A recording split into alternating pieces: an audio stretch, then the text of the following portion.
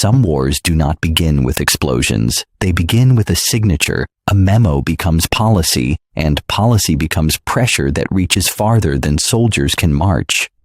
This is modern war without invasion, and it lives inside finance, shipping, insurance, and law.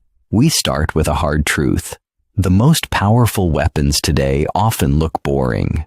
Sanctions are not just punishment. They are engineered friction inside an economy's bloodstream. They target banks, payment rails, insurers, spare parts, and export licenses, the quiet tools that keep a state functioning. When a country cannot easily sell, buy, insure, or settle transactions, its strength becomes expensive to maintain. That is why sanctions aim at timing, not only at pain. Slow the flow. And you force decisions, compromises, and internal trade-offs.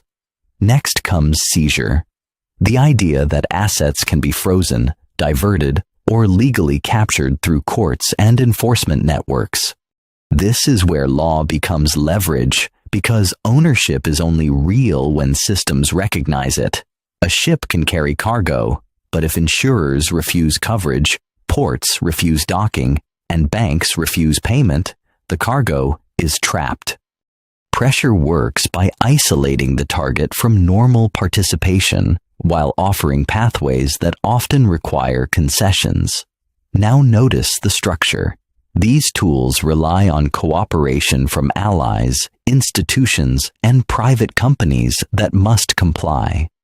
The battlefield is distributed. Regulators, compliance teams, customs screens, and risk departments become frontline actors. A sanctions regime also creates a second economy, smuggling routes, intermediaries, shadow fleets, and new settlement methods. That makes enforcement a chase, because every restriction generates innovation on the other side. Then comes maximum pressure as a strategy, not one action, but a layered campaign across multiple domains. Currency weakens, import costs rise, investment hesitates, and planning becomes harder. Because uncertainty is itself a weapon. The point is not always immediate collapse. It is strategic constraint over time.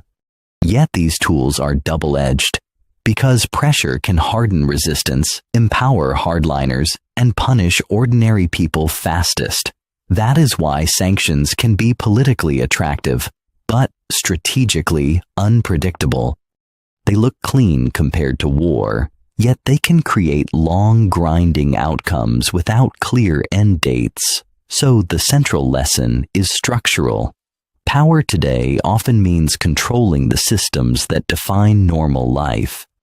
If you can regulate access to money, insurance, shipping, and technology, you can shape a rival's options without crossing a border. And once you see it, you realize modern conflict can be fought in silence, with paperwork that hits like artillery.